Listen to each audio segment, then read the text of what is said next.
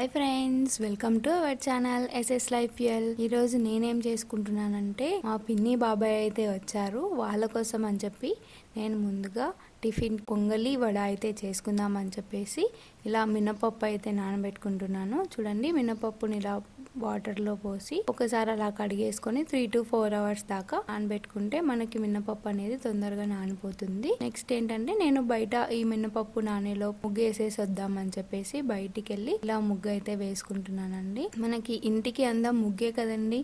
So అందుకోసం అని చెప్పి ఫస్ట్ అయితే బయటికి వెళ్ళేసేసి అంతా క్లీన్ చేసి ఇలా ముగ్గు అయితే వేసేసుకుంటున్నాను. నేను ఫైనల్గా మన ముగ్గుకైతే ఇలా నేను పసుపు కుంకుమని అయితే పెట్టుకుంటున్నాను. ఇలా పెట్టుకోవడం వల్ల చాలా బాగుంటుంది కదా.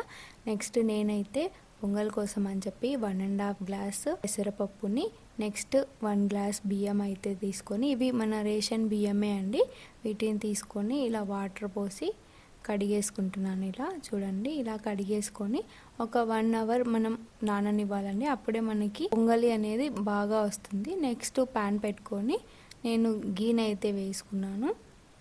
ఈ గీ వేసుకున్న తర్వాత కొద్దిగా జీడిపప్పుని అయితే వేసేసుకుంటున్నాను. నేను ఈ జీడిపప్పుని కొద్దిగా బాగా దూరగా వేగేలాగా గరిటెతో కలుపుకుంటూ వేయించుకుంటున్నాను. నేను ఇలా వేయించుకున్న తర్వాత నేను కొద్దిగా మిరియాలు కూడా వేసుకుంటున్నానండి. కొద్దిగా కారం కారం ఘాటు ఘాటు తగులుతేనే కదండి మనకి పొంగల్ టేస్ట్ అనేది బాగుంటుంది. సో అందుకోసమని వేసుకుంటున్నాను. నెక్స్ట్ కాజు అనేవి బాగా వేగాయి కదా. నెక్స్ట్ ఇందులోనే నేను కొద్దిగా ఆయిల్ అనేది వేసేసుకొని మనం రెండుగా చీల్చుకున్న మిర్చిని అయితే వేసుకుంటున్నాను. ఇలా వేసుకోవడం వల్ల మిర్చి ఘాటు కూడా మనకి పొంగల్లో అనేది అయితే తెలుస్తుంది టేస్ట్. అందుకోసమని మిర్చిని ఇలా పొడుగ్గా ఘాటు పెట్టుకొని కట్ చేసుకున్నాను. నెక్స్ట్గా కొద్దిగా కరివేపాకు, వెల్లుల్లిని అయితే వేసుకుంటున్నాను. నేను ఇలా వేసుకొని ఇవన్నీ దూరగా వేగేంత వరకు గరిటెతో తిప్పుతూ వేయించుకుంటూ ఉన్నానండి. 1 to 2 minutes ఇలా వేయించుకుంటే మనకి కుక్ అయిపోతాయి. నెక్స్ట్ ఇలా వేయించుకున్న తర్వాత మనం నానబెట్టుకున్నాం కదా పొంగల్ కోసం బియ్యం, పెసరపప్పు, వాటిని అయితే వేసుకుంటున్నాను. ఇలా ఆయిల్లోనే వేసుకొని కొద్దిగా దూరగా వేయించుకుంటే మనకి టేస్ట్ అనేది చాలా బాగుంటుందండి. డైరెక్ట్గా అయినా వాటర్ పోసేసి ఉడకబెట్టుకున్న తర్వాత కొద్దిగా అనేది వేడెక్కిన తర్వాత కూడా మనం పెసరపప్పుని అయితే వేసుకోవచ్చు. కానీ ఇలా వేసుకుంటే ఇంకా టేస్ట్ అనేది చాలా బాగుంటుంది. సో అందుకోసమే నేను ఇలా ఫస్ట్ బియ్యం, పెసరపప్పు, నెక్స్ట్ మన పోపు దినుసులు అన్నీ అయితే ఇలా వేయించుకుంటూ ఉన్నానండి. చూడండి, ఇలా కొద్దిగా వేగితే మనకి టేస్ట్ అనేది చాలా బాగుంటుంది కదా. ఇలా వేయించుకున్న తర్వాత మన పొంగల్కి అయితే మనం ఎసురు అయితే పెట్టుకోవాలి కదా. దానికి వాటర్ ఎలా మెజర్మెంట్ తీసుకుంటున్నానంటే మనం ఏ కప్పుతో అయినా బియ్యం కొలుచుకోవచ్చు. కానీ మనం ఏ దాంతో అయితే తీసుకుంటామో దాంతోనే తీసుకోవాలి వాటర్ అనేది. 1 కప్పు బియ్యంకి నేనైతే 6 కప్పుల వాటర్ అయితే తీసుకుంటున్నాను. అప్పుడే మనకి పొంగల్ అనేది పర్ఫెక్ట్గా వస్తుంది. చూడండి, ఇలా నాకైతే 2.5 కప్ అయింది. సో నేనైతే ఇలా వేసేసుకున్నాను. మొత్తం వాటర్ని వేసుకుని కొద్దిగా ఉడకనిచ్చిన తర్వాత నేను ఇందులోనే కొద్దిగా మిరియాల పొడి అయితే వేసుకుంటున్నాను. ఉట్టి మిరియాలు అయితే ఒకటే చోట కారం పడుతుంది కదండి, మనకి తినేటప్పుడు మంటగా అనిపిస్తుంది కదా. సో అలా కాకుండా కొద్దిగా అక్కడక్కడ మిరియాల టేస్ట్ అనేది తగులుతూ ఉంటే బాగుంటుంది కదా అని కొద్దిగా పొడిని కూడా నేను యాడ్ చేసుకున్నాను. నెక్స్ట్ నేను ఇందులోనే టేస్ట్కి సరిపడా సాల్ట్ అయితే వేసుకుంటున్నాను. వాటర్లో వేసుకుంటే సాల్ట్ అనేది తొందరగా కరిగిపోతుంది కదా.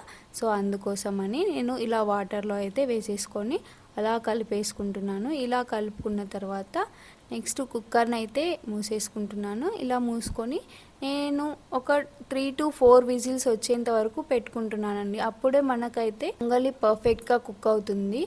అందుకు విజిల్ అయితే పెట్టేసి సిమ్లోనే పెట్టేసుకుంటున్నాను.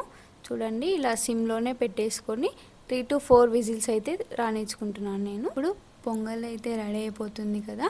పొంగల్కి చట్నీ అయితే కావాలి కదా మనము, దానికోసమని నేనైతే ఒక బాండీ అయితే పెట్టేసుకొని ఇందులోనే ప్యాన్ హీట్ అయిన తర్వాత కొద్దిగా ఆయిల్ అయితే వేసుకుంటున్నాను. నేను పొంగల్ ఎప్పుడు చేసినా చట్నీ అయితే ఎలా చేస్తానంటే వెల్లుల్లి అయితే వేసి చేస్తానండి. నేను వెల్లుల్లి వేస్తే చట్నీ అనేది చాలా బాగుంటుంది. మీరు కూడా ఇలా ఒకసారి ట్రై చేసి చూడండి. నెక్స్ట్ కట్ చేసుకున్న మిర్చీలు అయితే వేసుకుంటున్నాను. మిర్చిని నేనైతే మా క్వాంటిటీకి తగ్గట్టుగా వేసుకుంటున్నాను. కొద్దిగా కారం కారంగా ఉంటే బాగుంటుందని చెప్పేసి నేనైతే ఎక్కువగా వేసుకుంటున్నాను. ఇలా కొద్దిగా దూరగా వేయించుకున్న తర్వాత స్టవ్ ఆఫ్ చేసేసి పక్కన పెట్టేసుకుంటున్నాను. నెక్స్ట్ ఏంటంటే మిక్సీ జార్లోకి అయితే వేసేసుకుంటున్నాను. వేసుకొని నేను కొద్దిగా చట్నీ ఎక్కువనే పడుతుంది కదా పొంగలి వడ అంటే, దానికోసమని నేను ముందుగానే మిక్సీ పట్టి పెట్టుకున్న ఈ ఉడ్డల పొడిని అయితే వేసుకుంటున్నాను. ఇలా వేసుకొని కొద్దిగా వాటర్ యాడ్ చేసుకుంటూ మిక్సీ అయితే పట్టేసుకుంటున్నాను నేను. చూడండి, మన ఫైనల్గా చట్నీ అయితే మిక్సీ పట్టాం కదా, ఈ చట్నీలోకి పోపు అయితే పెట్టుకుంటున్నాను. పోపు కోసమని కొద్దిగా ఆయిల్ వేసి జీలకర్ర, ఆవాలు, కరివేపాకు, ఎండుమిర్చి అయితే వేసేసుకుంటున్నాను. ఇవి కొద్దిగా వేగనిచ్చిన తర్వాత నేను ఫైనల్గా ఇంగువ అయితే యాడ్ చేసుకుంటాను. మన పోపుకి ఇంగువ అయితే చాలా బాగుంటుంది కదా, సో అందుకే నేను ఇలా యాడ్ చేసేసుకొని పోపు అయితే పెట్టేసుకుంటున్నాను. ఫైనల్గా మన చట్నీ అయితే రెడీ అయిపోయింది. అటు సైడు పొంగలి కూడా రెడీ అయిపోతుంది కదా, విజిల్ పోతుంది. సో పొంగల్ చట్నీ అయితే రెడీ అయిపోయింది కదా. నెక్స్ట్ పొంగల్కి కాంబినేషన్ ఏంటి? వడనే కదండి. వడ కోసం అని చెప్పేసి నేనైతే ముందుగానే మినపప్పుని నానబెట్టుకున్నాను కదా. చూడండి, ఇలా మినపప్పు అనేది పర్ఫెక్ట్గా నానిపోయింది. దీనిని నేను మిక్సీలో వేసుకొని ఇలా గ్రైండ్ చేసుకున్నాను. మనకి వడకి చేసుకోవాలంటే మనం అప్పుడప్పుడు బ్యాటర్ని రెడీ చేసుకోవాలండి. ముందుగానే మనము పట్టేసి పెట్టుకుంటే అది ఆయిల్ అనేది ఎక్కువగా పట్టేస్తుంది. సో మనం ఎప్పుడైతే చేసుకోవాలనుకుంటున్నామో అప్పుడే గ్రైండ్ చేసుకోవాలి. చూడండి, ఇలా మెత్తగా ఉండేటట్టు బ్యాటర్ అనేది ఈ కన్సిస్టెన్సీలో ఉండేలాగా మనమైతే గ్రైండ్ చేసుకోవాలి. ఇలా గ్రైండ్ చేసుకున్న దాన్ని ఒక జార్లోకి అయితే నేను తీసేసుకుంటున్నాను. మిగతా పప్పు కూడా మిక్స్ చేసుకొని నేను మొత్తం ఒక జార్లోకి అయితే వేసేసుకొని అందులోనే కొద్దిగా వంట సోడాని అయితే యాడ్ చేసుకుంటున్నాను. వంట సోడా యాడ్ చేయడం వల్ల కొద్దిగా మనకి వడ అనేది పొంగుతుంది కదా, సో అందుకోసమని లైట్గా యాడ్ చేసుకుంటున్నాను. నేను ఇందులోనే కట్ చేసిన ఆనియన్స్, మిర్చి, కరివేపాకు అయితే యాడ్ చేసుకొని బాగా మిక్స్ చేస్తున్నాను. ఇవి మధ్య మధ్యలో తగులుతూ ఉంటే టేస్ట్ చాలా బాగుంటుంది కదా, సో ఇలా వేసుకొని చేసుకుంటే వడలు కూడా మనకి చాలా అంటే చాలా బాగుంటాయి. ముందు వడలు వేసే ముందు నేనైతే ఆయిల్లో చింతపండు అయితే వేస్తాను. ఎప్పుడు ఏ ఫ్రై ఐటెం చేసినా ఇలా అయితే వేస్తానండి నేను. నెక్స్ట్ ఇప్పుడు చూసారా, వడలు అయితే వేసేస్తున్నాను. మధ్య మధ్యలో కొద్దిగా చేతికి తడి అనుకుంటూ వేయడం వల్ల మనకి వడ పిండి అనేది చేతికి అతుక్కోకుండా ఉంటుంది. నెక్స్ట్ ఆయిల్లో వేసేటప్పుడు త్వరగా జారిపోతుంది అనమాట. మనకి ప్యాన్ తగలకుండా ఉంటుంది, ఈజీగా వస్తుంది. చూడండి, ఇలా అయితే వేసేసుకుంటున్నాను నేను వడలన్నీ. మధ్యలోనే అటు కొంచెం తిప్పేసుకుంటూ కలుపుకుంటూ ఉండడం వల్ల మనకి వడ అనేది పర్ఫెక్ట్గా కుక్ అవుతుంది. అంతా కూడా పిండి లేకుండా ఈవెన్గా కుక్ అయ్యి మనకి వడ పర్ఫెక్ట్గా వచ్చేస్తుందండి. చూడండి, ఇలా తిప్పేసుకుంటూ ఉన్నాను నేను. ఒక 2 to 3 minutes వరకు ఇలా ఆయిల్లో డీప్ ఫ్రై చేసుకుని నెక్స్ట్ అయితే ఇలా తీసేస్తున్నాను. చూడండి, ఆయిలే పట్టుకోలేదు అసలు. మీకు ఒకవేళ ఆయిల్ పట్టుకున్నాయి, వడ అనేది ఆయిలీగా ఉంది అని అనిపిస్తే ఇందులోనే కొద్దిగా 1 టేబుల్ స్పూన్ బియ్యం పిండిని అయితే వేసుకోండి. అప్పుడు ఆయిల్ అనేవి పట్టుకోవు. నెక్స్ట్ మిగతా పిండితో కూడా నేను వడలన్నీ ఇలా వేసేస్తూ ఉన్నాను. అన్నీ వేసేసుకొని ఒకసారి అలా కలుపుతూ బాగా కుక్ అయ్యేంత వరకు వేయించుకొని ఇలా తీసేసుకున్నాను. మన పొంగలి వడ అయితే రెడీ అయిపోయింది కదా. ఇప్పుడు సర్వ్ చేసేసుకొని తినేయడమే కదండి. ఒక చట్నీ, 2 టిఫిన్, సింపుల్ కదండి. ఇందులోనే ఇంకా పొంగల్లో కొద్దిగా నెయ్యి వేసుకొని తింటే ఆ టేస్టే వేరు కదండి. సో ఫైనల్గా అయితే రెడీ అయిపోయింది. ఈవినింగ్కి మా తమ్ముడు అయితే స్నాక్స్ ఏం చేస్తావక్క అని అడిగాడు. వాడిని అడిగితే ఏం చేయాలరా అని అడిగితే పానీపూరి చేయమని చెప్పాడు. సరే కదా, ఇంట్లో అన్ని ఇంగ్రీడియంట్స్ ఎలాగో ఉన్నాయి కదా అని చెప్పేసి నేనైతే పానీపూరికి ముందుగా బఠానీలు అయితే నానబెట్టేసుకుంటున్నాను. వేడి నీళ్ళల్లో నానబెట్టుకుంటే బఠానీ అనేది త్వరగా నానిపోతాయి. వీటిని ఒక 1 hour నానిన తర్వాత నేను ఇలా కుక్కర్లో అయితే వేసేసుకున్నాను. అలాగే ఒక ఆలూని పీల్ తీసేసి ఇందులోనే వేసుకుంటున్నాను అనమాట. తర్వాత దీనికి సరిపడా వాటర్ అయితే పోసేసి కొద్దిగా సాల్ట్ అయితే యాడ్ చేస్తున్నాను నేను. సాల్ట్ యాడ్ చేసేసి కుక్కర్ మూత అయితే పెట్టేసి ఒక 3 to 4 or 5 విజిల్స్ అయితే వేయించుకుంటున్నాను. అప్పుడే మనకి బఠానీ అనేవి బాగా కుక్ అవుతాయి. ఎందుకంటే మనం వేస్తున్నది ఒట్టి బఠానీలు కదండి, కొద్దిగా కుక్ అవ్వడానికి టైం పడుతుంది. సో అందుకోసమని సిమ్లోనే పెట్టుకొని ఒక 3 to 4 విజిల్స్ అయితే నేను ఇలా వేయించుకుంటున్నాను. ఇలా వేసుకుంటే మనకి బఠానీ అనేవి పర్ఫెక్ట్గా కుక్ అవుతాయి. సో అలా టైం అయితే అయిపోయింది, విజిల్స్ వచ్చేసాయి. నేనైతే ఇలా తీసి ఫస్ట్ చెక్ చేసుకుంటున్నాను బఠానీలు ఉడికాయా లేదా, లేకపోతే గట్టిగా ఉన్నాయా అని చెప్పేసి. సో నాకు బఠానీ అయితే పర్ఫెక్ట్గా కుక్ అయిపోయింది. దీనిని నేను అందులోనే కొద్దిగా వాటర్ ఉంటాయి కదండి, ఆ వాటర్ మనకి కొంచెం గ్రేవీ లాగా ఉంటుంది అని చెప్పేసి వాటిని అయితే ఏం తీయలేదు. అలాగే పప్పు కుత్తి అయితే తీసుకొని ఇలా మెదుపుకుంటున్నాను నేను. ఇలా మెదుపుకోవడం వల్ల ఆలు అనేది మన బఠానీలో బాగా మిక్స్ అవుతుంది, మనకి చాట్ కూడా బాగా రెడీ అవుతుంది. సో ఇదిగో చూడండి ఇలా కలిపేసుకున్నాను నేను. ఇందులోనే నేను కొద్దిగా సాల్ట్ అయితే వేసుకుంటున్నాము. ముందుగా మనం ఉడకబెట్టేటప్పుడు కూడా కొద్దిగా సాల్ట్ అయితే వేసుకున్నాం కదా, సో కొద్దిగా తక్కువగానే వేసుకుంటున్నాను. నెక్స్ట్ ఇందులోనే కొద్దిగా కారం, చాట్ మసాలా అండ్ జీలకర్ర పొడి అయితే యాడ్ చేసుకొని ఇలా బాగా మిక్స్ అయితే చేసుకుంటాను. ఇలా మిక్స్ చేసుకున్న దాన్ని నేను ఒక బౌల్లోకి అయితే తీసి పక్కన పెట్టేసుకుంటున్నాను.